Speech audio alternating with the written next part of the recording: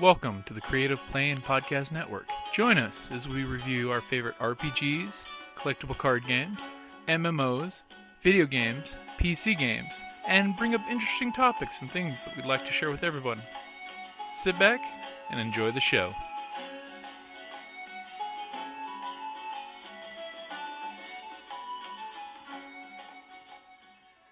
Hi, this is Kelly, aka Trixie from Ragnarok and Roll, a Scion to Ragnarok story, and Tilda Wimblewick from D&D Journey of the 5th Edition.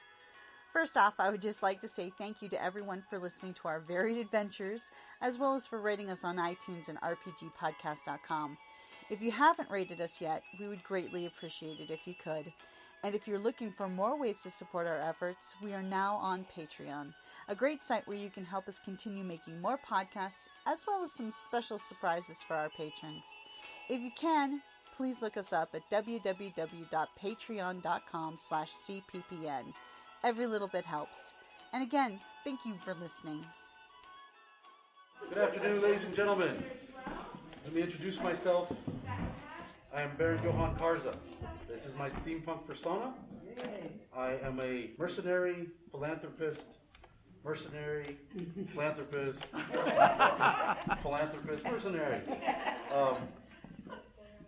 real name is actually Paul Martell. I'm a 24-year veteran of the Arizona Department of Corrections. This is what I do for fun. Sound like an AA meeting. It's an AA meeting. Hello, everybody. Welcome to Steampunk 101. I'm Baron Kharza. This is my friend, Gentleman Robot.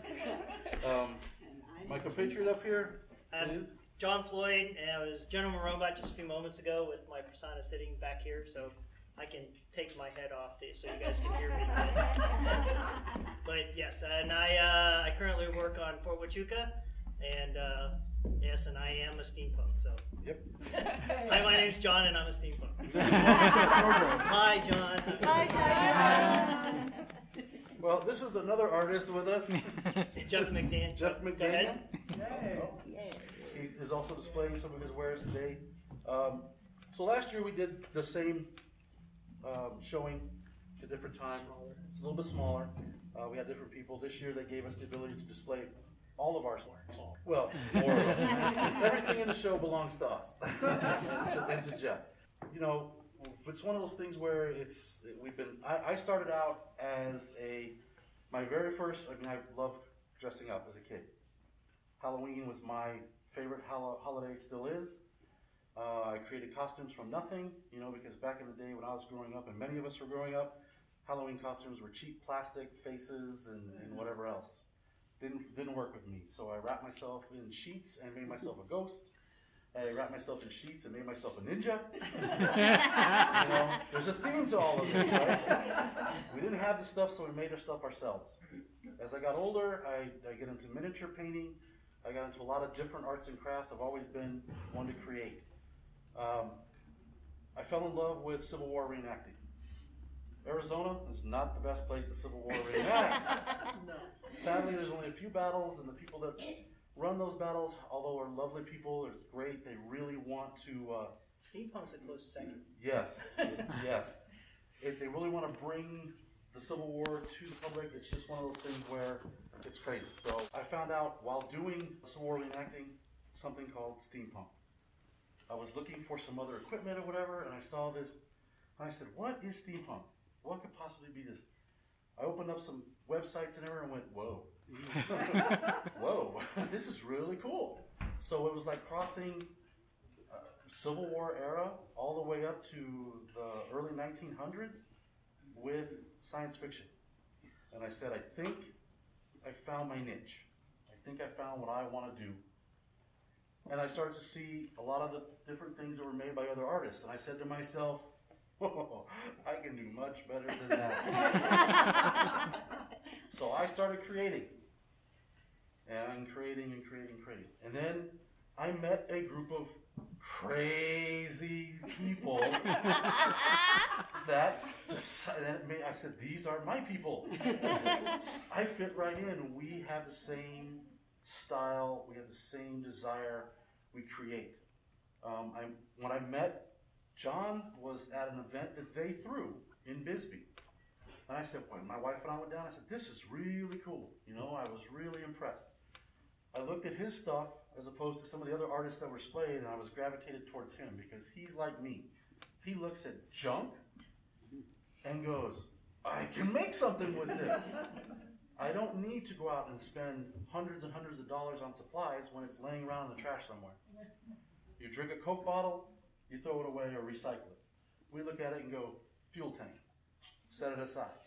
You finish your toilet paper tube or whatever, you recycle it or throw it away. We look at it and go, something, you know, and you put it aside.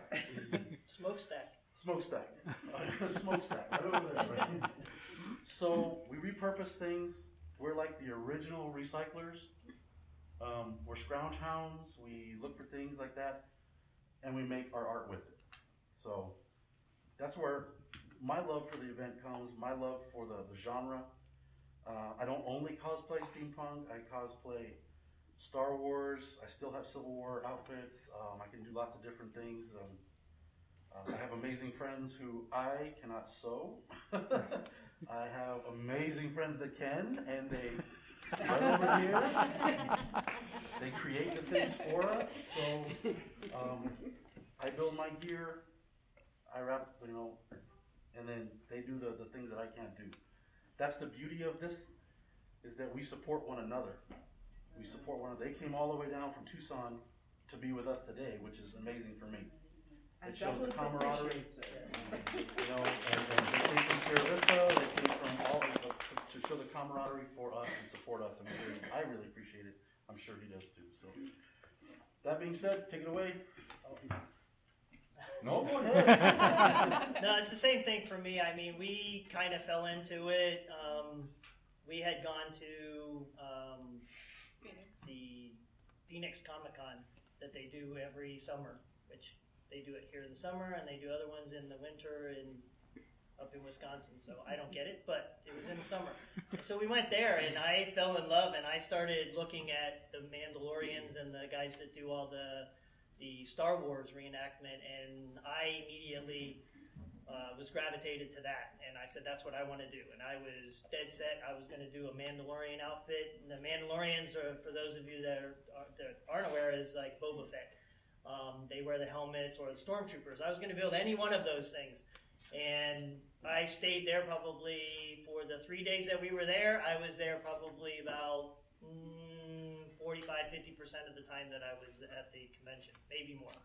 But when I got home, I realized that a lot of the stuff that they make, I either didn't have access to that type of materials, because most of the folks that are making that are in larger cities. And at the time, we hardly ever went up to Tucson. Sierra Vista, this was in 2010 when we went. Sierra Vista had, you know, the Ace and the Home Depot, and I think Lowe's was in as well, but that was just about it. We didn't have places where we could go down to our local, and a lot of our friends that live in Phoenix now that we know, they go, oh yeah, just go down to my plastic guy. He's in, you know, Glendale, you know, or he's in Goodyear. I'm going, that's 5 hours from here. No, I can't do that. So I realized really quick that I couldn't build that and make that. And so I started, like Paul, I went online and we had talked with a couple of people, and I remember right next to a table about the size that the refreshments are on is all that there was for a stand for the Wild Wild West Con. And they had a table set up with a few pieces, a couple of top hats with some goggles, and they had the little things that we actually have here now for Wild West Con sitting at their table. And I remember I picked up one, and I thought that was kind of cool. I typed in, you know, steampunk, and like Paul, I was overwhelmed. I mean, it's so much out there. It's even, you know, quadrupled that today. Yeah. But I realized that in a short time that I could do some of that, and I really liked that. And we did a quick Halloween party, and we did some stuff, and then we found out when that convention was coming up, and we went to that convention, and I was hooked. And then they didn't do it the next year. Because I started making a whole bunch of things after that. And then we found out that they were going to come back. They took a year off. They were going to come back. And we went to a couple other conventions, and we started meeting a lot of people along the way, both in Tucson and Sierra Vista, like Paul. And that's when we did our own event and in Bisbee and met a whole bunch more folks. And it kind of grew from there. And we realized that really quick that a lot of the people that we started making friends with had the same outlook and had been in other genres or had cosplayed or had gone out and done other things like that. And we realized that it's more of a family, you know, and close friends that will give each other a holler, and we don't maybe always get dressed up, but we'll go to dinner, we hang out, if we're up in Tucson for something else, maybe going to Tandy Leather or something like that from here. But it became more of a close-knit bunch of friends. I mean, almost like family. I mean, some of the folks here, well, all the folks here are like, you know, either, you know, distant cousins. So, not even distant, close. The cousins like to talk to them, right? Dysfunctional The ones family. who like to talk Yes. to. But yeah, I mean, we make stuff. I had to start making stuff just like Paul did out of different things, and I have books up here if you want to go through them. Has some of my stuff, some Paul's stuff in those books that shows how we made them and out of some of the things we picked up. But my youngest daughter to this day, when she sees me staring at something too long, she just goes, "Dad, it's not steampunk. Let's go." Because I went through about a 2-year period of time where everything could be made steampunk. I mean, there's a bunch of things that are both on his and mine that are just things that we could pick up here in Sierra Vista at either Walmart, Ace, Lowe's, all of the ones I named. As y'all know, we just got the Hobby Lobby just a few years ago, and we pick up a couple of things here and there from there. But now we've learned how to pick up different items. So, Well, and he's very modest. He won't tell you that he's learned how to make a lot of stuff too. He casts a lot of the things that we now put on our equipment and our gear and our guns. So he's, like I said, he's very modest. He's learned how to resin cast things. I call him up and say, "Dude, I need this cast. Can you make me 9 or 10 bolts?" "Yeah, what size?" "Yeah, you pick them up, or you drops them by the house, he drops them off, or whatever. We've done barter systems. It's like, here, you give me this, I'll do this for you. That's just the way it works, and that's one of the things that's crucial, is that when you know somebody who can do the things, we know our seamstress, we know who casts, that kind of stuff. Painting is my forte. I can make plastic look like metal. People freak out when they see that. They're like, "Oh my God, I can't believe it. He makes this," and people say, "You can't walk in that. It's too heavy. It's all made of metal." Nope. It's the ability to create the illusion and make it look real. So, and then he's definitely a master of that, and both of us have come a long way from the time we started, looking at some of the original stuff we have and that's pretty funny. I was just telling Jim that there's a lot of things I would change on this, and a lot of people, it's perfect. I mean, there's a lot of things that I would redo that I've learned along the way. But the same thing that I said I couldn't do, and we were talking with a few people not too long ago at one of the events that we went to with Jocelyn, and in talking with them, they are in the Star Wars community, and they're talking to us about wanting to jump over to steampunk, and I'm telling them, hey, we could do both, and we could work something out to where we could actually do both, because I still want to do a Mandalorian to this day. But a lot of the sites that I went to now that were just starting up or were not around, but now there's sites out there that you can get with us later on if you all are interested, or if you go online and say, "How do I make this?" And you'll find it's knowing some of the key words, which is what we didn't know when we first started. Right. And just because they're doing it and making it for a particular genre, it doesn't have to be made that way only. I mean, I learned how to make some of the helmets and stuff that I did because the Star Wars guys were doing it that way. Or some of the folks for the 40K Warhammer, which is a tabletop gaming thing, and they make full-on suits. That's how I made one of my larger battle armors that I made. But all of that, even right down to miniatures, I use a lot. And again, Jim and I were just talking about that. On every single one of the things that looks like a rivet in this helmet and on this head, except for these four right here, are all split peas. What you make split pea soup out of a split pea bag. And I bought that bag in 2009 11. I still have half of it, and I've used them.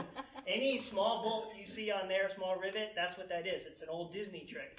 And I either went to a con or I saw it online, and Walt Disney used to use it for miniatures.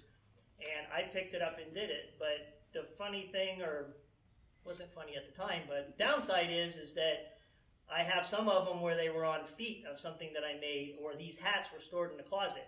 And we had a cat that liked to do the catch and release program. Bring them in the house, play with them, and release them. And the cat had a very healthy diet of split peas, ate every single one of them. This hat, I'm sorry, what did I say? The cat. Sorry. The mouse ate before we caught it, not the cat, but ate every single split pea off of every one of the hats except for this one. So I had to learn a hard lesson with that one. But which is funny because I told him, I said, all my bolts and stuff are actual rivets, brass rivets. You can get them there at Ace Hardware. They're tacks, upholstery tacks. And they're made of brass already. So I was like, oh, this is really cool. And then you painted them black. Then I painted them black. So not a joke, because I didn't want the thrower to look like, I wanted it to look like a train, cast metal train engine. You know, I wanted the character that carries this is supposed to be an automaton. It's me in this outfit with a different mask and a head, but he's supposed to be a robot. He has no concept of what weight is or anything like that. So I wanted it to look like it came off of a train, and I think I accomplished it. It looks very riveted and welded and everything, but yeah, I ended up painting everything black. So if you scratch it off, you'll see brass underneath. But you can even use, like, you know, the little things. I know a lot of younger folks won't know what they are, but they go through regular whole notebook paper. Brad. It's a brad. They're called brads. They're called brads. Really? Yes. But it goes in, and then you peel open both sides and flatten it down on the backside. That's what I used as rivets, as brads. But they sell those things. You can get for like $1. You can get like 100 of them inside of there. I've used those and just pressed them through. A lot of this stuff's made out of foam. Like his jaw's made out of foam. All of the skirting and everything here is made out of foam. You just push that through there and flatten it out, and put a little glue on the back of it, and you're done. You've got a brass bolt or a rivet. You know, now is in your outfit. If you're interested in doing it, I suggest walking through a hardware store and just looking at different things. And you see things and you're like, huh. Because I like to use the acronym KISS. Keep it simple, stupid. Why am I going to make something if somebody else has already made it? My shoulder pads. I'll ask, not you guys. My shoulder pads. What do you think is made out of? They look like metal. They look metal. Yeah. They are knee pads. I know. They're knee pads. If you go to where the concrete section is, or the knee pads of any hardware store, these are the cheap. These I know, telling secrets, and it's like, shut up. These are the cheap plastic knee pads, or they're just like foam that you use for when you're working on the ground or whatever. And I added them on and bolted them on. And again, some of these are actual brass bolts, and some of them are ones that he created for me after the effect. But I wanted the real brass bolts because it locked them in and kept them tight. So before I had my seamstress, I would get all the stuff you can get surplus. The jacket itself is surplus, but I don't know why the Czechoslovakian people have little tiny arms. I swear to God, it ended right here. Anything from Czechoslovakia, their arms do not match the body. This jacket will fit a big guy like me, but the arms stop here. Must have had big giant gloves. That's all I can think of. They went up to their shoulders. I have no idea. So I put it on. My wife laughed at me. The sleeves came off. Literally ripped them off. You can see I didn't cut them. I wasn't nice. I really ripped the sleeves off. I wanted the very kind of savage look. You sure that wasn't battle damage? It is battle damage. Okay. That's what I wanted to create. When you start in something like this, you have to figure out. My first character, I don't even know what I was. I think it was an airship first officer when I went to the 8th Aurora Fair. I had a bowler, I had a vest, I had some Levi's, and I had a jacket. It was just whatever I could throw together, kind of hodgepodge from what I had seen on the internet. Then I said, nope, don't want to do that. I want to create my own character. He said, he wants to create his own character. That's what you have to focus on. What do you want to be? As you can tell, a lot of times, steampunk, a lot of it is browns, tans, brass, things like that. I'm the anti-steampunk. I wear black. I like to wear black. I'm the bad guy. Everybody knows in a movie, right? Who wears black? The bad guy always wears black, okay? So that's my character. He's the bad guy, so to speak. Perception is what everybody perceives. So, the Gentleman Robot, it's kind of funny because we're partners, yet our characters are against each other. So that's the neat thing. We're friends, and yet we're enemies. So, Frenemies. we're frenemies. Just beat it out of a lot of the people that we know all have their own characters. They create their own character cast. There are people that we know that if you get into the steampunk world, you'll be like, you know these people? And we're like, yeah. We knew them when they were just, Some people, if you held a gun to my head today, I couldn't tell you their real last names. because that's what we know That's them what as. they know them as, or they have a Facebook site that only has that name, and I know them by that first name. For years, I didn't know Ember's real first name. That's a lie. You don't need to. Everybody knows who it is. And that's the funny part of it.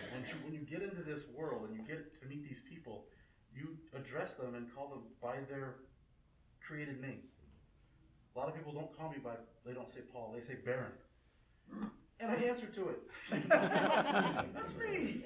Yeah, for the longest time, I didn't even want to do a persona. I was really hell-bent on not doing one. And look what he's got now. yeah. Not only is a persona, A lot. he's the president of Steampunk at the Wild Wild West Con last year. So this is his actual, I was going to say shameless plug. There you go. Shameless plug.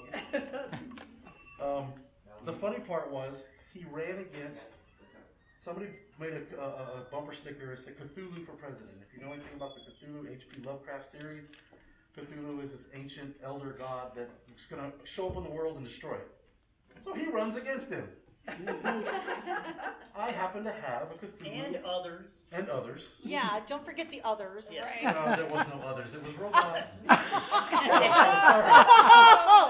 Madame Askew. It was Madame Askew and then the Cthulhu. So I happen to have a very close friend of mine purchased me a Cthulhu head. It's ungodly expensive. It's incredibly detailed. So I created the character and I went and basically showed up as Cthulhu. People went, wow, I'm crazy. We got some pictures. Actually, we never did really see each other, in passing, but and that was all Put in a vote for you two. I have pictures actually. We have photos? Yeah, Voting yeah. for everybody. Photographic I was caught voting for them. Actually, I was stealing votes. But, so I had to put a Long back. tentacles. So, but we create these little storylines, and it falls into it. It falls into place. And it's fun for us because we're creating little backstories in our characters, and that's something if you're interested in steampunk that you can do. You can have just as much fun showing up wearing street clothes to a steampunk event because unlike a lot of us, a lot of other areas, we don't judge you. You can be a steampunk light or steampunk heavy as you want. You could show up wearing a top hat, and we love you. Yep. You show up wearing nothing. Well, and I think that's the big difference. We're not. We applaud your bravery. Yes. Leather belt. Right. There you go. That's really cool. You got some brass accents on it. That's cool. We're very accepting. Usually this is. I met people that were big in the business before I ever even came along, and yet they were so warm and welcoming that it made me feel like this is definitely a world that I like to be in. So I do know some of the Star Wars people, and they're like. They're very tenuous. They're very rigid. They're very tight about their events and their costuming and stuff. Not all of Clickish. us. Not all. No. Well, and some of the ones that are in the main clubs, it's again, he fell in and told me a bunch of stories about how rigid they are for the Civil War reenactment. Oh, yeah. And They suck all the I fun mean, out of it. yeah, and I mean, it's just, that was one of the things that I realized when we started doing it. There is no characters other than the ones that we've created or friends of ours that have created, and some, a few bands that are out there that play steampunk, and people have emulated those guys. But really, folks don't tend to emulate too many other folks. Now, we tend to mash it up and do, we had a friend of ours that got those little Heelys, I think that's what they're called, where the wheels are in there. I'm looking at you because you probably know the name of them. I know we don't. But he dressed up in like dark browns and oranges and stuff like that, and had a hat and a cane, and he was a steampunk BB-8. Yeah. And he would roll along. Parasol. Yeah, and it had parasol, so it looked like the wheel part. But I mean, we've awesome. mashed up to where you blend in from different, everything from Marvel to DC to Star Wars to you name it. We brought it in and made it steampunk to keep it fun and to do that. Or again, bring in and make up your own character if you want. But Superheroes, that's fun. superheroes. Absolutely. We have friends of ours that do all of the DC, from Batman, Joker. These. We even did. Lantern. We even did our own of Assassin's Creed, where we made one and we steampunked them to do it of the Assassin's Creed. And Wizard of Oz. We did Wizard of Oz. Wizard of Oz, yeah. That was easy. We already had a 10 minutes. Don't forget. All I had to do is put a funnel on his head. We could and be we're done. different days, guys. We do mashups with pretty much anything. Anything that you like, you can do a mashup with it. It's nothing is taboo. There's nobody's going to tell you you can't do that. If they do, brush them off. Brush them off. They're not worth your effort or time. Just brush them off, okay? So, But I mean, well, we can open up real quick if anybody's got questions. right. If anybody asks, what is steampunk? Josh was asking that question. Well, I have two. Where did you get that brain-looking thing? So And I want this lady to tell us how lady steampunkers go about this. Get up there, we kiddo. can take a seat and let the ladies come She up. tried to get out of it, We but can talk about the brain first. someone of you, yeah. So the cool thing about this is that we were doing monsters for one of the events, so I decided to make a Frankenstein head, my own version. It's already steampunk anyways, Frankenstein is, but I decided to make something different. But the brain itself is the actual cut off top of a Jello mold that you get for during the Halloween time frame. No. So I just cut off a small piece up in the top, and then the mask itself, you can actually touch it. Let me be here when you do it, but you can come up after this and touch it, but because it's sitting on there barely. But I put foam behind it, like upholstery foam, so that it has like the feel of a fleshy. But I bought the mask for like $5 at the spirit store, and then I just made everything else that's on here. But I put in plugs in the back. There's vents in the back to let heat out because I learned a hard lesson at the event where we met. I was wearing this and I didn't have a fan in it, and I had switched out, put these eyes in so that I could see better. But I didn't have a fan because a lot of air came in on the other ones, but they were more narrow. And my eyes sit back here where I can't see very well. I have no peripheral vision. I can only see what's in front of me, not down, up. But somebody, my wife, decided to do a conga line. And I had this on, and it was warm. We're in a basement of the convention center, I think it's called, in It was Bisbee. a dance. And we're doing a conga line running around. All of a sudden, I started seeing pretty colors, and then it got narrower. And I realized it wasn't vision, so I sat down. And I don't know when I sat down, but that following weekend, carbon monoxide Yeah. is not your friend. Carbon fan was put dioxide in. is not your friend. A fan was put in that following weekend. There's a reason why I built this, or had this built for me, so that I can talk and breathe. And so the carbon dioxide goes out. I'll tell you what, I did have a hard time though to caveat what you said about the ladies, and then we can let whoever the ladies that Any of them want to stand up. Yeah. But I couldn't find boots. I wanted to have high boots, and I couldn't find a pair of boots. I ended up finding one pair of black boots that were like motorcycle boots, at the Buffalo Exchange in Tucson, and I know I stole them practically for as much as they were charging for them, but they're like steel toe. They don't bend that well. They're very uncomfortable, but gosh, I was going to have high boots. I even went as far as trying to find ladies' boots until my wife and daughter gave me a hard time and took pictures of me. Thank gosh for Facebook. We weren't on Facebook at the time, so I didn't make it on there. But I won't say it's easy, and not by no means, but there's a lot of things at the time I thought, until I really started looking at it differently. I thought there was more things for ladies, but I realized that I didn't have to go purely 1800s, which is another thing that he touched on earlier. Like some of the other genres that are out there, it's either time or genre.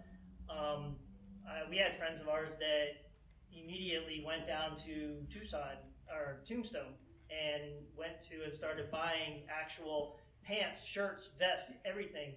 You know, that they said, I've got to be that time period, and then they put a little something on their hat, and they said, okay, well, I'm period now. And I went, it's not about being period. It's about having fun with it and doing whatever. Because there is no real robots did not roam around, you know, in that time period. So, What? Yes, they did. so anyway, in our world, How did you decide on him? How did I decide to make him? Yes, become the gentleman. Again, it was like one of those things that is kind of like Pinocchio. I always wanted to be a robot, and I can remember as he did wanting to dress up, and I sent off and had my parents send a check for $1.50 off to this company, and I was going to get a full robot outfit when it came in, the big boxy kind, you know, from back in the 70s, early 70s. And what showed up was plans on how to make it out of boxes. And I'll tell you what, I was a very depressed young little boy after that, because I thought I was getting for $1.50, you know. So, but when we started doing all this, I realized I wanted to do something. And the first iteration of him, like I said, he had more narrow eyes. He had the little drain plug that you get at the hardware store or wherever. You put in there it's only that big around and it's that deep, and you drop it in there so food doesn't go down small drains. That's what I looked through. But I had antenna sticking out of the holes in the back of here, and I had mechanical arms, and I made boots, which are also in this book. And everybody said I looked like a steampunk ant-man. And so afterwards, Sabrina, I decided to make him a top hat. Took off the antennas, which they were antenna, but not antennae. But anyway, made a top hat, and then I put on we went to what's it called? The Tucson thrift store down on 4th Avenue. And I bought a gray jacket with tails that opens up like this and has tails, and I put on a pair of pants and had a top hat, and she says, wow, you look like an actual robot that's a gentleman. And she was like, gentleman robot, and the rest is history. So, but she was also the one that told me to put a fan in.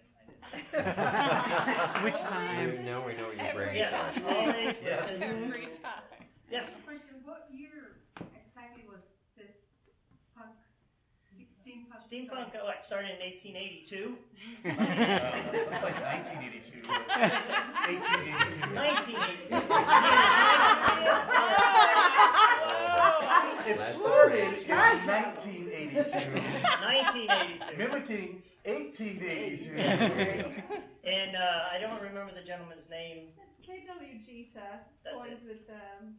And he wanted to think of something that the actual punk, like punk rock bands and all that was out.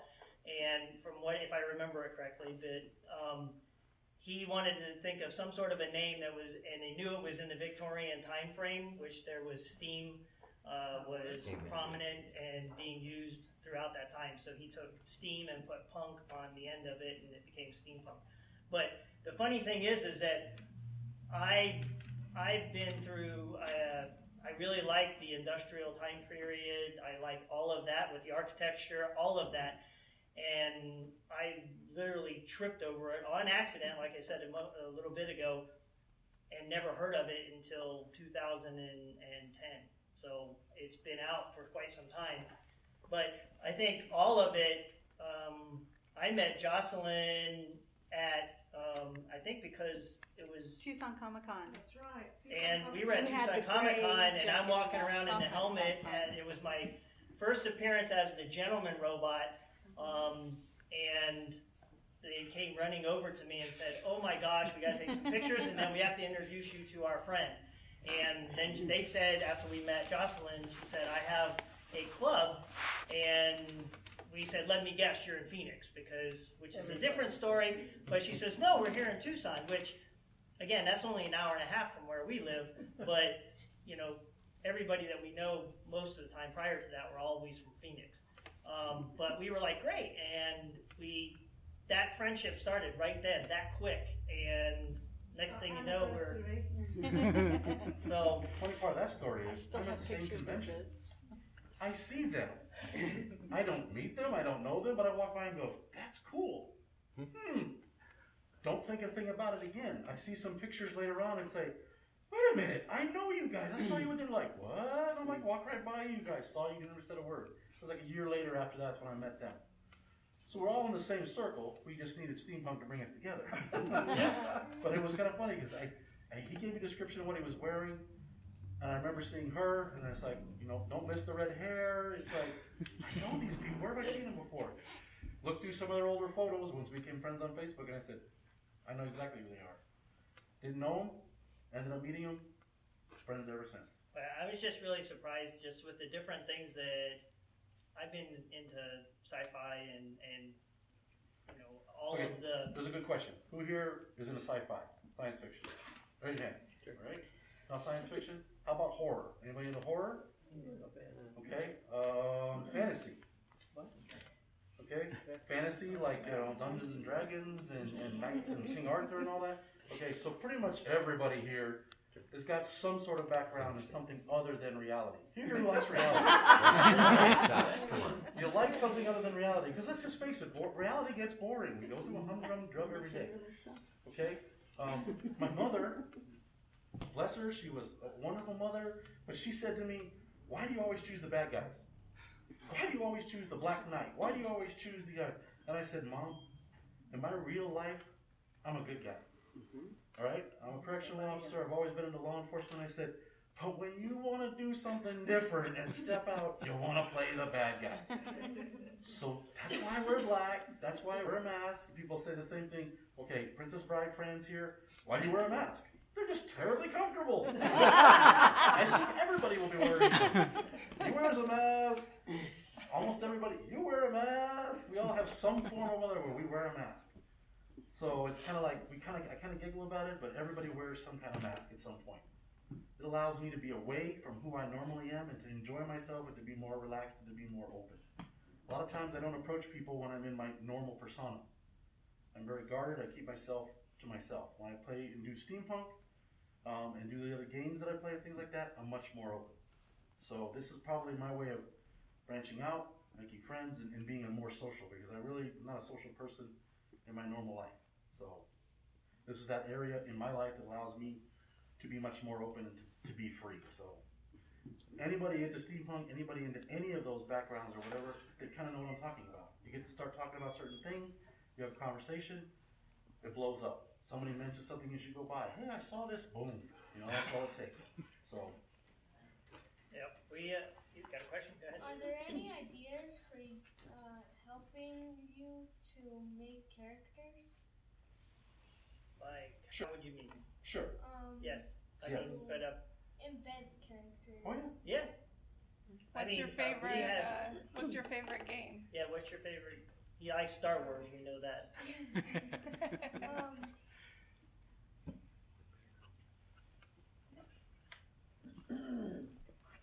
I do like this one game called Mortal Kombat. There you go. Any particular character? Mortal Kombat. Great Okay, characters. So, depends on which character you want to create, right? Scorpion, Sub-Zero, Scorpion. How did you know? Okay, so if you look carefully, if I was to take this off and put on my balaclava, which is a hood, this mask is very Scorpion-esque, right? You look This- cold, you should put it on. So that's the different ways you do. Take the character, get pictures of it, right? You can go online. I'm sure you're an online kind of guy. Google, right? So you look at Google, you look at the pictures. And then you can create stuff from that. Halloween stores. Halloween stores, you can pick up little bits and bobbles and put them all together. The neat thing Scorpion about would Halloween be stuff is you can perfect cut in a it apart. steampunk environment. Even something like this. And there's even tutorials where you can make these out of like craft foam, like you buy at Hobby Lobby, the thin foam. And they have tutorials where you make something like that and then paint it to look so it, like we were talking about earlier, where you can make it look metal. But that's what we were talking about earlier, where you can take something and you can mash it into another character and make it look steampunk. But you can go to sites where the actual people make the character that you want to build. So for, in this case, Scorpion, you can go on those sites and type in, how do I make a Scorpion mask? And they'll show you how to make it. At that point, it's up to you how you want to make it. If you want to make it look more like a steampunk type genre, or if you want it to look like something else. Mashing it up with. Right. There's people that have taken, if you type in, what is it? It's Samurai Star Wars, and they've taken where they've made full outfits of all the main characters, and they have them look like they're in samurai gear, like Darth Japanese Vader. style. Yes. Oh, it's amazing. So that's how you can do it. And there's, like I said, if you want to ask us later, but there's sites that are out there that tell you how to make all of this, and like I said, then you just flip-flop it and make it more steampunk. There is a common joke that goes through steampunk is to slap some gears on it and call it steampunk. And believe me, I've done that. So, but it's, in some cases, yes. So we go to a lot of thrift stores. You can go to the spirit store at the end, right after Halloween's over, and get a lot of that stuff for 30-50% off of the current price. And they even sell inexpensive bowlers and top hats now as well. So we shop. Again, I think a lot of it is how you turn it and make it into steampunk is the main thing that we have come and started to do. Like you mentioned, like the bolts. A lot of the bolts that I make, so that I don't have to carry all that weight around, even though that is heavy, it's just not as heavy as it looks, because there's very little real metal on this. Just looking at it from here, the only thing that's real are these right here. Everything else is fake metal bolts or resin casts that I made. And the first set of resin casts I made, I bought, you know, the colorful clay that you get at Walmart for making animals and characters or whatever you want to make. It's oil-based, so it never hardens. And I would push actual bolts into it, and I used cooking spray that my wife used for baking. And I sprayed cooking spray in it to get the parts out, and then I just used resin that they use for fiberglass for cars.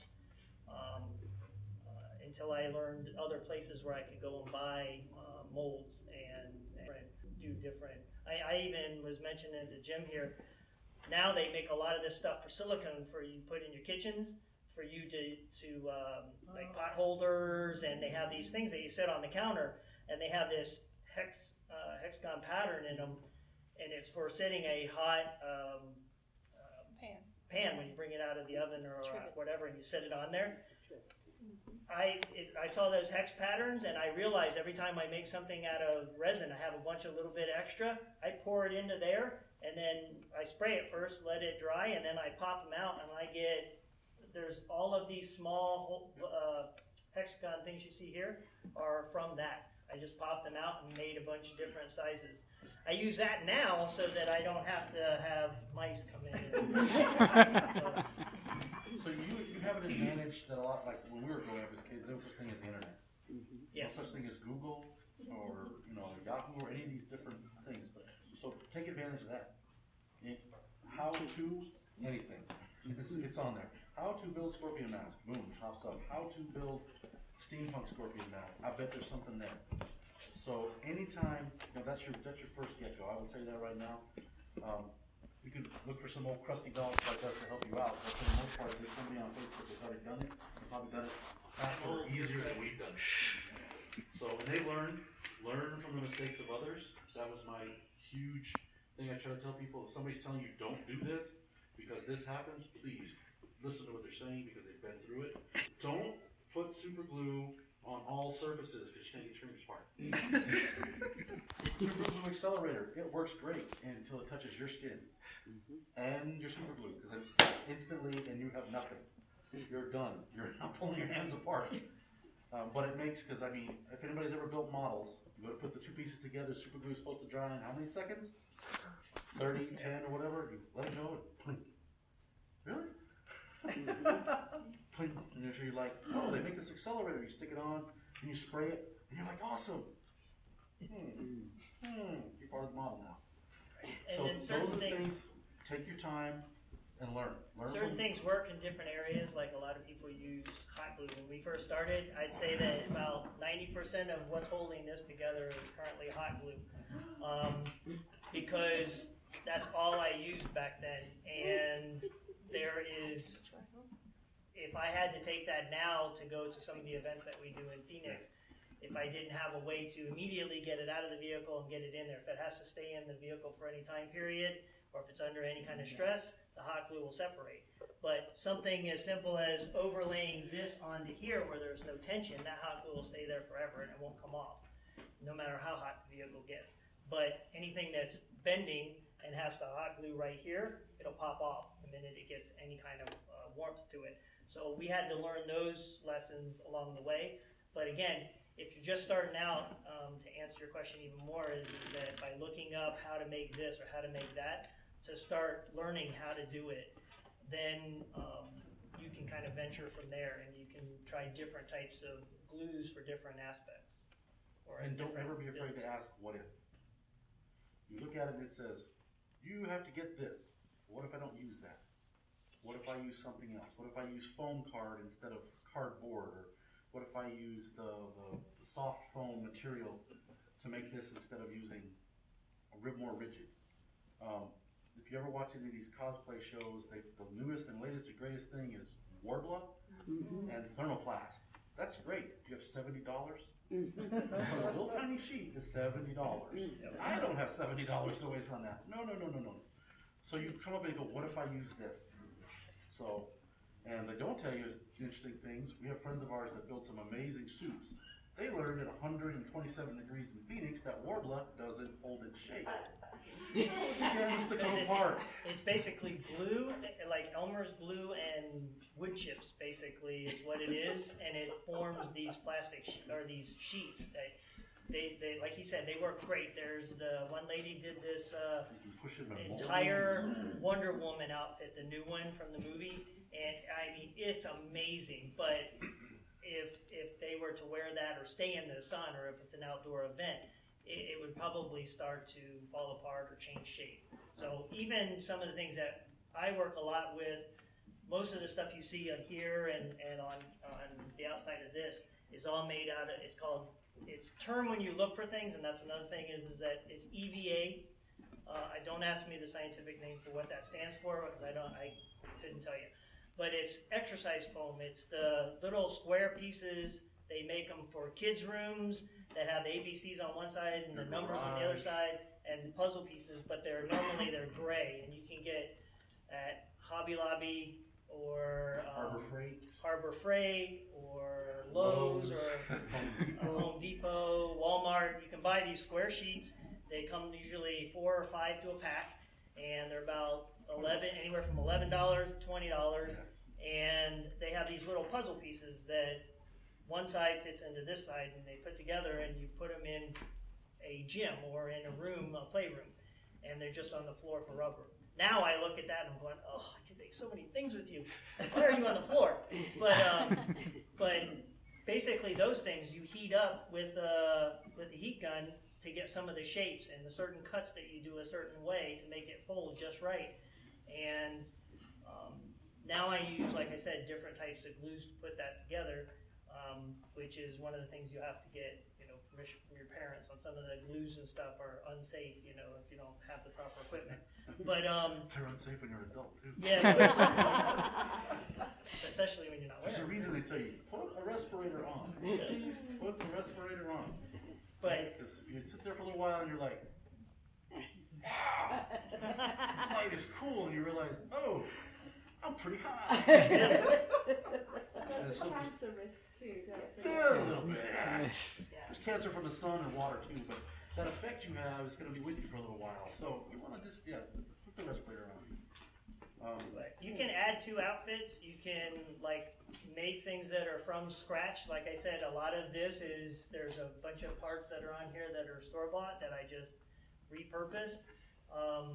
The part that goes up inside his jaw when it opens and closes is, you know, the foam brushes it's got a foam square end on it that you dip inside of the paint, and then you paint whatever you're painting with the foam brush instead of bristles.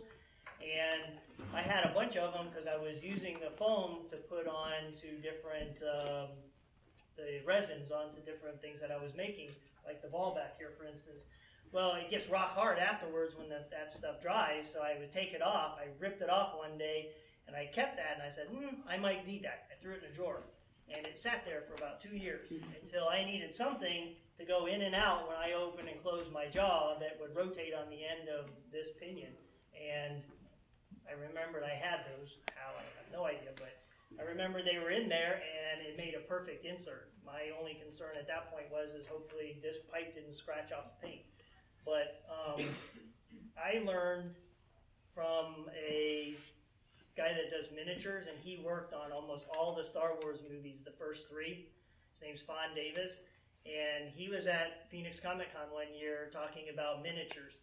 And he said one of the cool things that they did for making the miniatures to make them seem more real on film was they put something real in there. So because the human brain looks at something and sees something that's real, and it assumes automatically that everything else is real. And so what they would do is put like a little strip of metal on a doorway that went over the top of it that was real metal. Everything else was all cardboard, plastic, resin, whatever, but that wasn't. And I've done that throughout pretty much almost all my builds. I put something real on there to make it and kind of trick that, to kind of get maybe a little bit of the same idea of what he said. But that's one little trick that I've learned along the way. If I can pass that on, I mean. But that's the thing is that there was a lot of time where I sat researching stuff over and over and over and over constantly, and spent a lot of research and didn't build one thing for weeks because I was doing so much research. And but like you said, now you have the internet, so it's awesome to be able to do that. Do you have any other questions while we? And back to the women. Ladies? Oh, you're not Well, getting you didn't away. think you were just going to get dressed up for nothing, did you? So, girls rule, boys drool. Right. So it's not really any different from the women. A lot of people that I know like to still dress in the pants. You can go to the thrift store for a lot of the costuming pieces. We have Miss Debbie here who does amazing work, Miss Jocelyn who does amazing work. They're both seamstresses.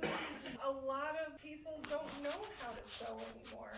And that's the nice thing about steampunk is we also work with Tucson Steampunk Society, and they do workshops. We'll show you how to sew. You want to learn how to use that sewing machine that's stuck in the closet? Well, come on down. Let's have a class. Let's teach. So that's the nice part about steampunks is we get together and we'll start experimenting with these things.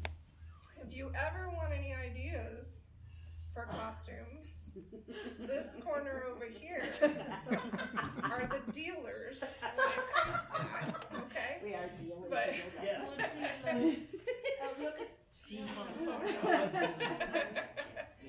So, but I mean, for the women, there's just as much as there is for the men. It's not a genre that's going to say, oh, well, since it's from the the beauty of steampunk. It's an alternate timeline, so we can make it what we want to make it. We don't have to be stuck being the beautiful lady in the carriage, riding side saddle on the horse. You can be an airship pirate, and you can be smuggling. Pirates. But you can be pretty too if you want. You can be pretty if you want to be pretty, or you can be gritty. I love it when I see an engineer that has the goggles put up and her face is covered with soot. I mean, that is so authentic when it comes to having the costume. And that's another thing to think about. If you're going to be that character, what is that character going to have? Well, I'm an airship pirate, so I'm going to have, all my accoutrement that's going to go with that airship pirate. I even have a parachute backpack that I like to wear with this costume, because what happens if the airship gets shot out of the sky? I'm going to have some way to save myself. Go down with the ship. So, Drop down. You guys go there. I'll be right there. No, but and that's one of the interesting parts about the steampunk characters when you do decide what you want to do.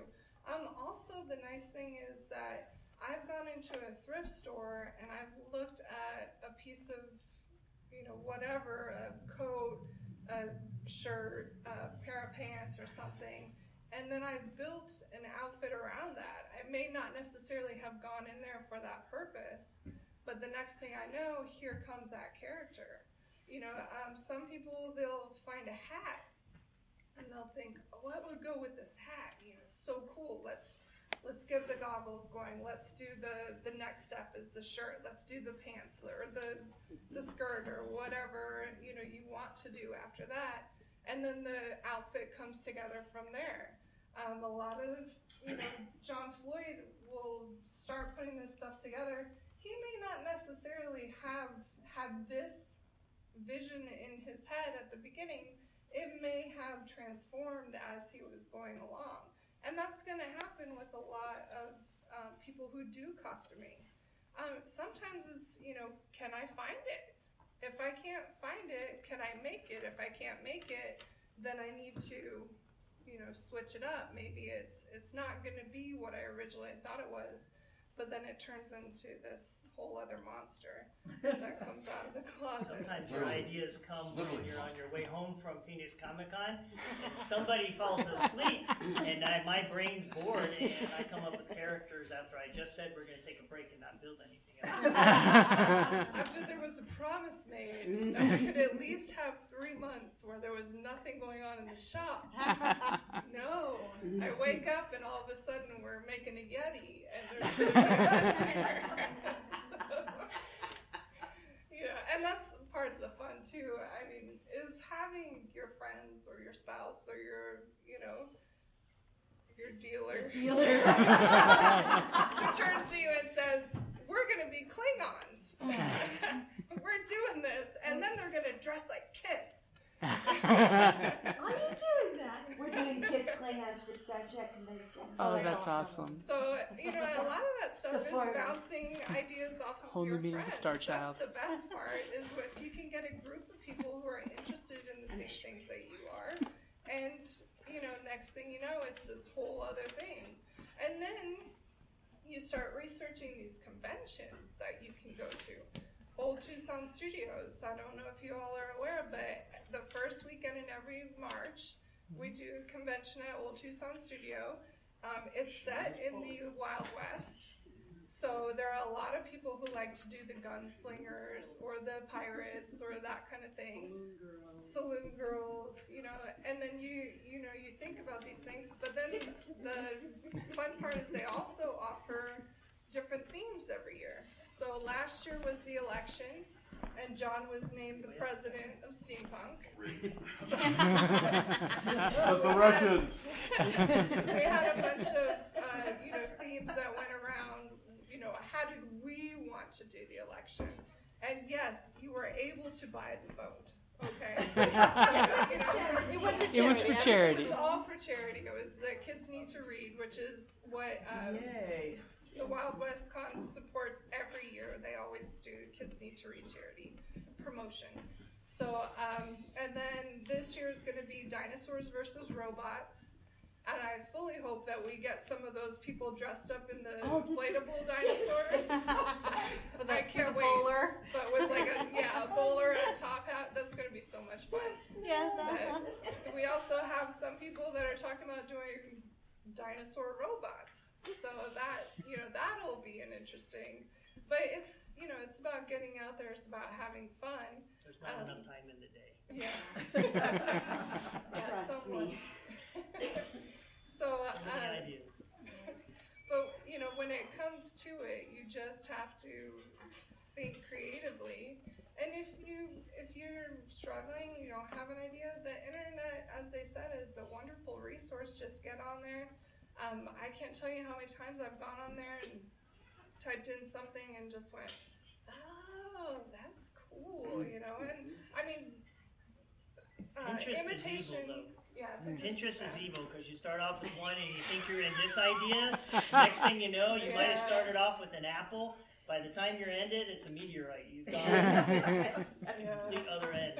Anything you start, you're going to see other things because you start looking through and you're like, ooh, what's that? And then 3.5 hours later, you've completely forgotten what you were originally looking for, and I've got this in mind now. How did I get that? What was I looking for to begin with? No clue. I can't remember. So, but run with it. Have fun. Where am I? Can't remember. Is it boots and corset? Boots and corset, yes. You have to put on your boots first, Yes. then the corset. You can't bend over and put the corset on first. Otherwise, I get the help. And I hate those things. Those little metal brackets, it runs on one bar. When you try to get one in, the other one does. Next thing you know, I'm looking like I'm doing bad things to her because my hand's down the front end of her. Wow, so there's children. And he's the good guy. I think you need some corsetry lessons. Right, please. That's why I said corset. Boots first, then corset. I will tell you right now, she's very modest. She creates a lot of great outfits as well. And there are more, yeah, but it's a design thought. There are a heck of a lot more female representatives for steampunk than male representatives for steampunk. They have huge followings. They have amazing art. They have amazing outfits. They're truly, and they're not as competitive as guys get. Guys get a little pushy, where I'm going to be better than you and that kind of stuff. But I absolutely, most of the time I will look at the women dressed as steampunk because they have such amazing outfits. And guys can't wear those. It's like, no, I ain't wearing that. No, I ain't wearing that. And it starts out very easy. Like my wife, she's like, I need boots. What is it? Payless shoes. I'm like, oh my God, you guys got awesome boots. Yeah. Every winter, there's like, I'm just drooling. Oh my gosh, look at all the boots. And so you run over to the men's section and you go, crap. You get half boots down here. So. Then you catch them in the women's aisle.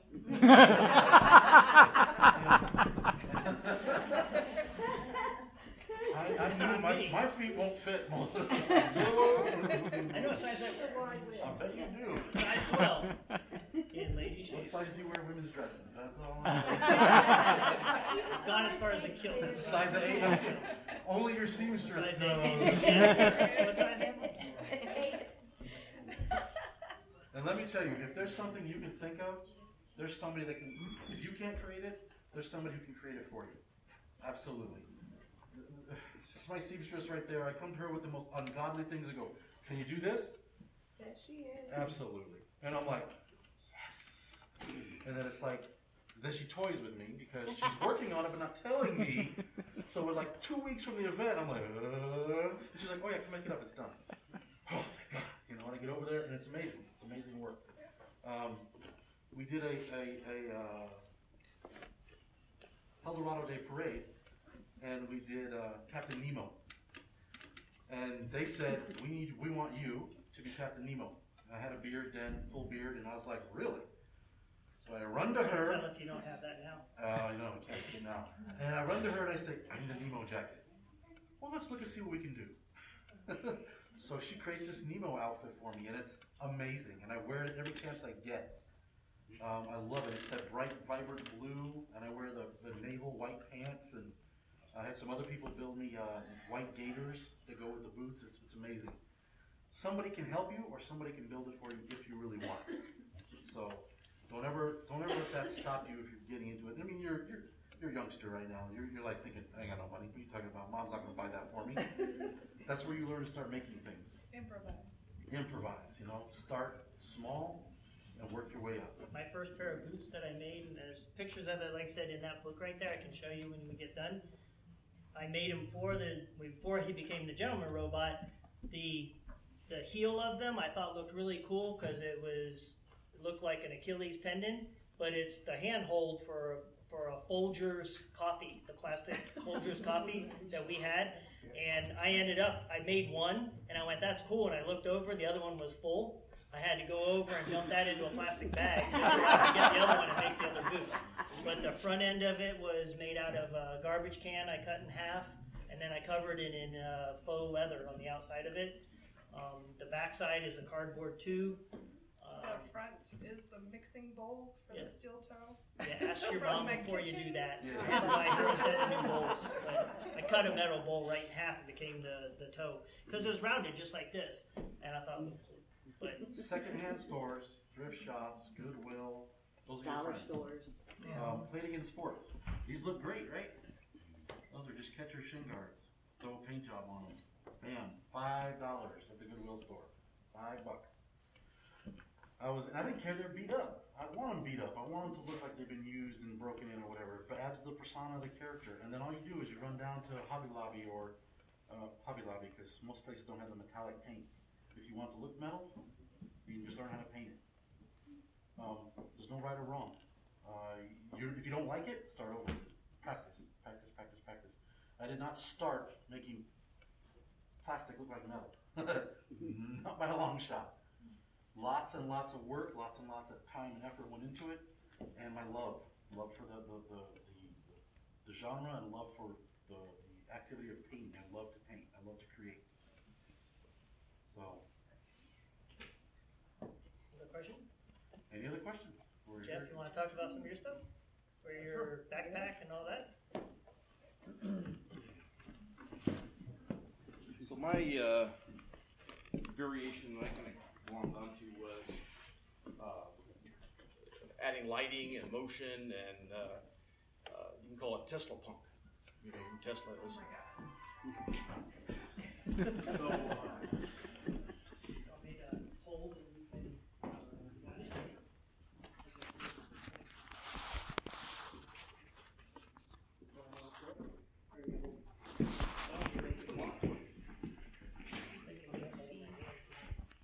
so this started its life as a Nerf shooter.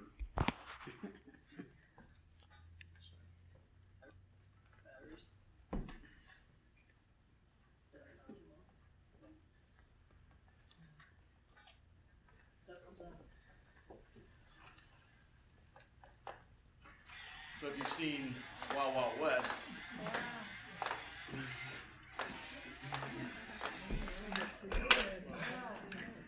so I started with that, took it apart, painted it,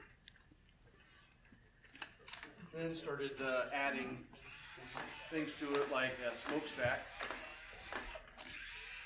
Start smoking.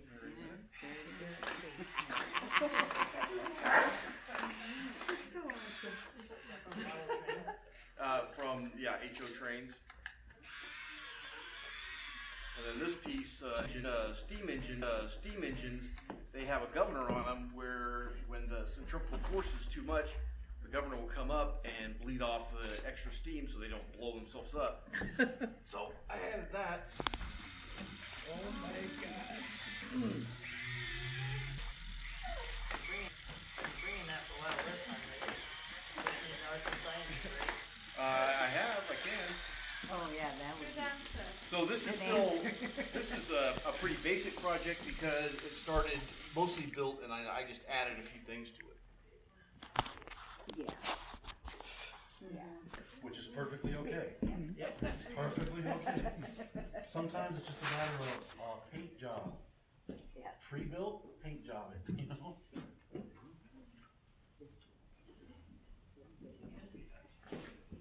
This is my mashup character of Abe Lincoln reanimated.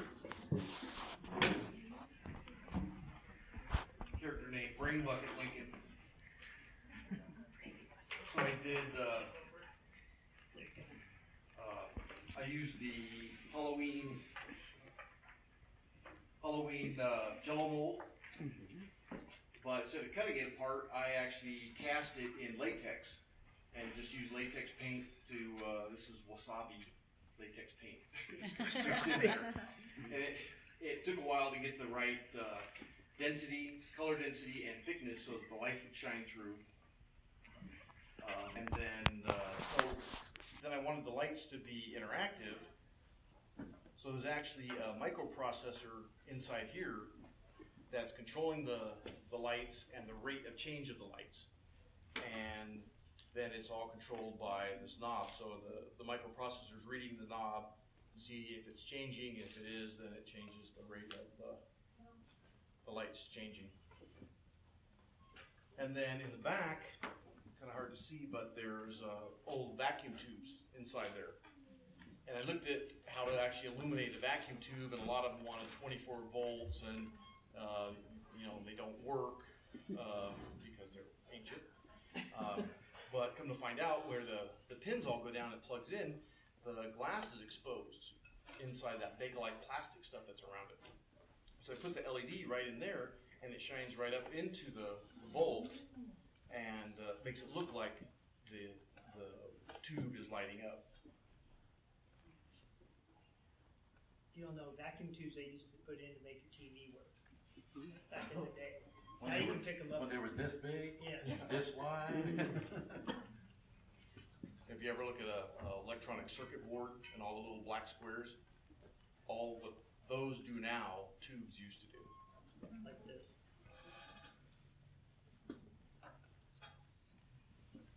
So I kind of got it started the same way, costuming for like 30 years in Renaissance Fair, and had pretty much done everything you could do. And then I found steampunk is like, wow, there's everything, and there's time travel, so there's really anything. And my background's always been in software and electronics and stuff. I was like, well, if I could marry that up and costuming, this would be awesome. So this is my Brain Bucket Lincoln. The first thing I did was the backpack that's over there, and learned a lot of lessons with that.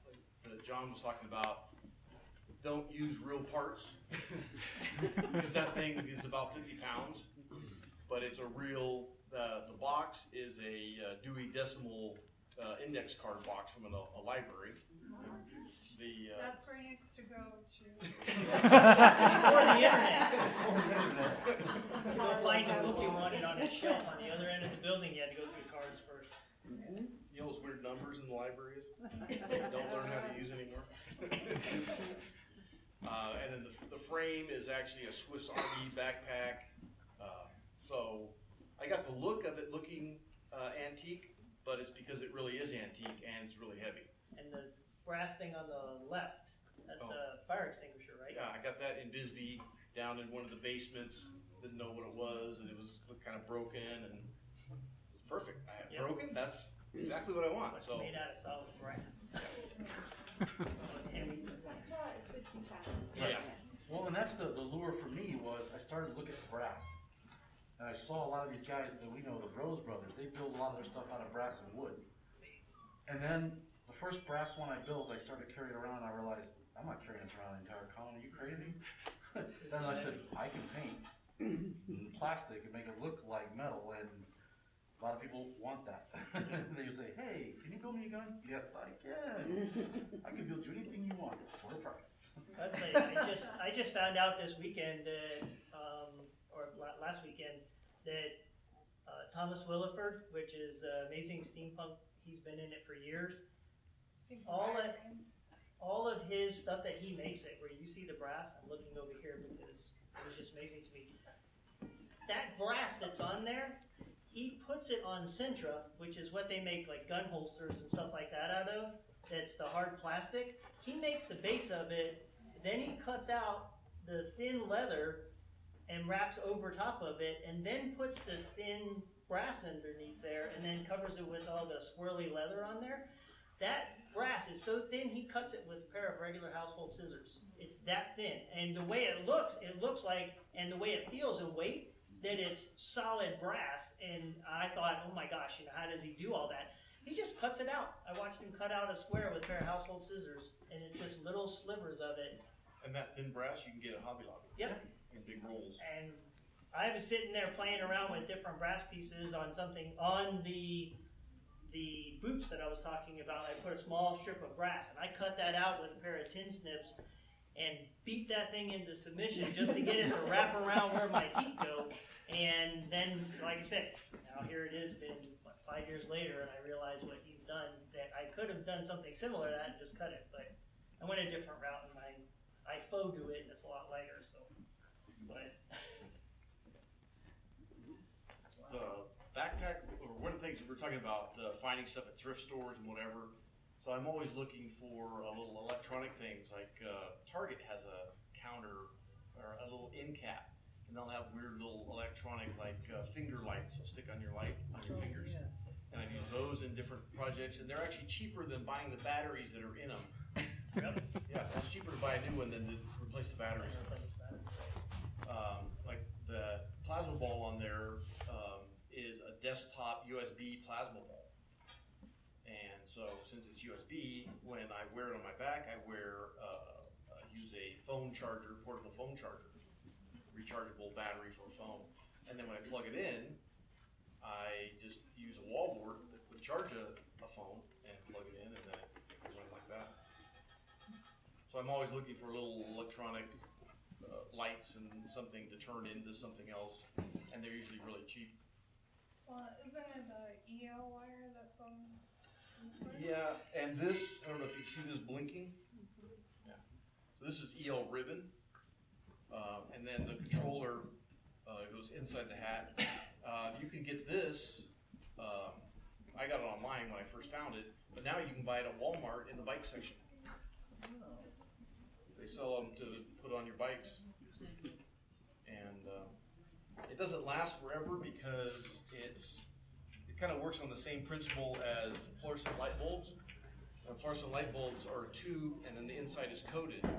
Same thing with this, there's a coating, but since it's in a flexible, every time it moves and bends, that coating starts to chip off, and it doesn't hold up too well. The ribbon holds up a little better. It doesn't take as much punch. Yeah. It's a flat surface versus bendable. any other questions? Yeah, is there any other questions? If we're going to be here, I don't know what time it is right now. We got to watch. Is anybody doing, Quarter to two. sorry.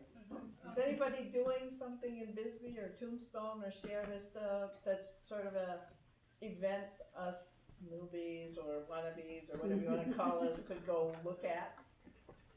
Yes, social calendar. Yes. We will probably be doing a Steampunk Invasion in August in Bisbee. We've done that the last 2 years. It's been really successful. We're looking at doing something in Tombstone as well during the summer, so please keep an eye out for that. You can follow the Tucson Steampunk Society, and we'll have all that information posted. These delightful people are all part of that conglomeration of steampunks. We try and provide events in southern Arizona as well as in the Tombstone area, in the Tucson area. And then, And El Dorado. We always do that. yeah, we always do El Dorado every year. float entry for the Yes. not float, but parade entry for the We dream of a float. Yes. We're getting there. We're getting, we're almost And again, there. they're modest because we usually take a prize. We take a prize almost every year. Yeah, we're So, we got best in show last year. Yeah. Nice. But We have if you one want to here. keep up to date with the events, Somebody has an announcement to make. the Tucson Steampunk Society is on Facebook as well as Meetup. Meetup.com. Pretty sure that second annual Comic-Con over at Cochise College is going to be in February. February It's- the. It's the first It's It's the weekend before Wild West Con. 10th.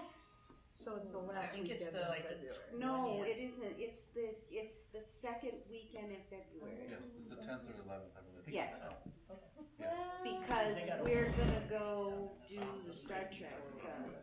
In fact, I've got several people that are stopping by my house that weekend for consultation. Because they're gonna be here because the Tucson guys are coming too.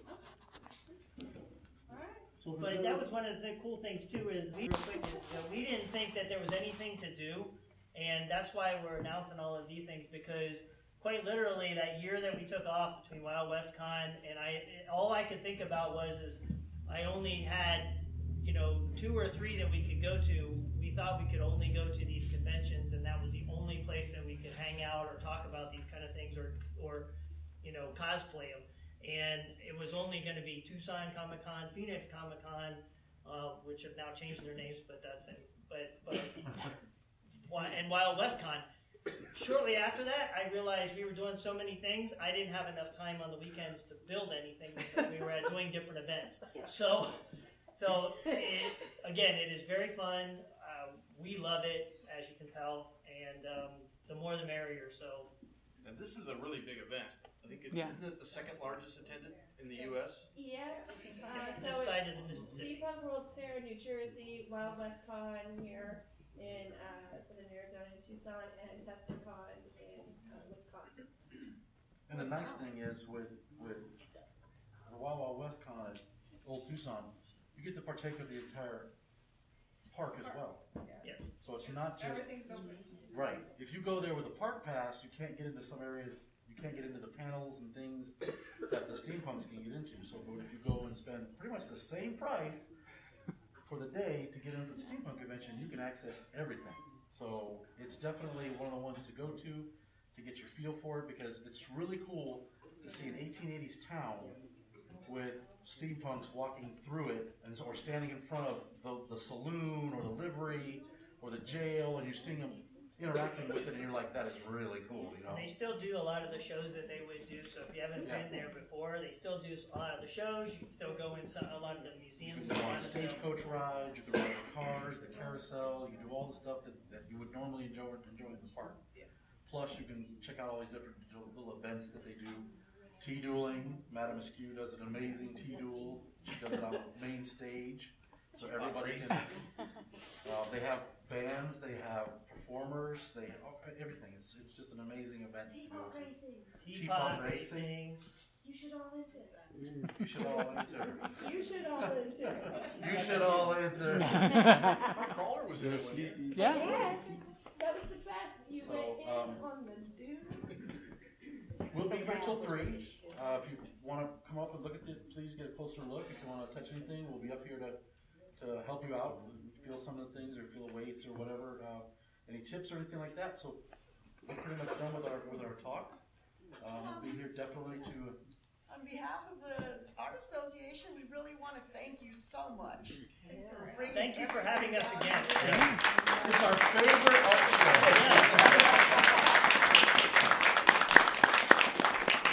And we want to thank all of you for coming down. Because when we first did this, we had a fair turnout for being kind of last minute or whatever. But we really do appreciate you all coming down and taking a chance and listening to us and to seeing some of our work, because that's why we do it. As much as we tell people we do it for ourselves, we do it so people can go, ooh. If you want to come back or tell your friends, tell them come on back. Yeah. We're open from 10 to 1. From 10 to 1. 10 to 1 every Monday day, through but what? Saturday. Monday through Saturday. Monday through Saturday. And the exhibit runs through The end of the month. Yeah, it'll be here till the end of the month. And if you need anything sewn, see these two ladies up front. Okay. Thank you very much. Thank you. Thank you.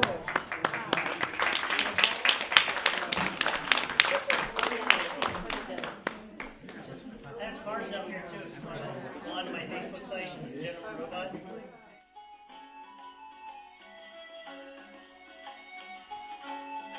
Thank you for listening to the Creative Play and Podcast Network. And feel free to enjoy our other shows, such as D&D Journey of the 5th Edition, and Scion, Ragnarok and Roll, a Scion hero to Ragnarok story. Thank you for listening.